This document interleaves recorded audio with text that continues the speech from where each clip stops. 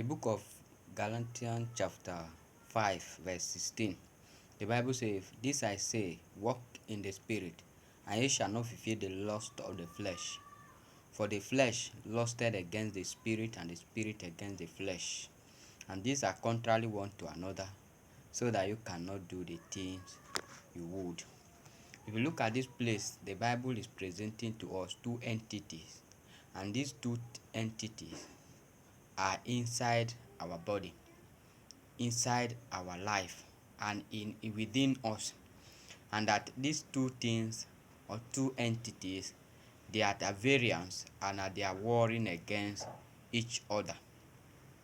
The Bible says that the spirit, then the second is the flesh.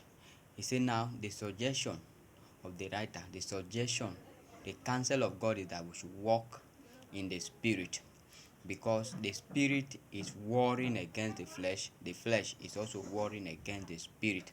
And that is the main reason why you are not able to do what you desire to do. And the Bible says that if we walk in the spirit, we will not be able, or the flesh cannot be able to satisfy its lust, its desires in us. But if we follow the flesh, we cannot please the spirit. So there is a constant and a continual warfare that is going on in the mind of every living being, every individual, every human being. That is to follow either the flesh or the spirit. Those are the two taskmasters in the life, in the soul of a man, that is warring day and night, desiring each of them for you to fulfill any of them. That is, they want to be Lord over you. If you look at the story of Cain, the Bible says God told him that sin is lying at the door, and the desire of sin is to rule over you.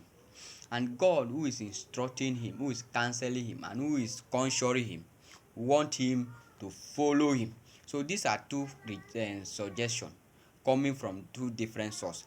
And this doesn't end with Cain. It doesn't end with Adam and Eve, when God gave instruction to them and said, "Don't eat this fruit." And another one came, another serpent, another entity, another personality came and said, you have to. Now the desire to always do that which is against God is strong when you want to yield to the flesh. And the desire to please God, the strength, the inner build up, the ability to please God will always be strong when you yield to the spirit. And the Bible says, if you yield yourself to the spirit, you become its servant. And if you yield to the flesh, you become its servants. That is why I've ever said, and I will ever say, that spiritual warfare is necessary, just because you doesn't want to be a slave to something. If you by any means have decided to be a slave to something, slave to other nations, slave to devil, slave to sin, you don't need to fight more, because or fight much, because those things you are supposed to fight, you begin to cooperate with them. But if by any means you desire to be free, you desire to rebel against those entities that want to enslave us, is called spiritual warfare. And this warfare is a continual battle. The Bible said in the book of 2 Samuel chapter 3, said there was a continual warfare between the house of David and between the house of Saul. And the house of David begin to grow, begin to was stronger and stronger, and the house of Saul became weaker and weaker. So by the time you yield to the flesh, the spirit became weak in you, even though it's the spirit of God. But if you yield to the spirit, the flesh became weaker and weaker.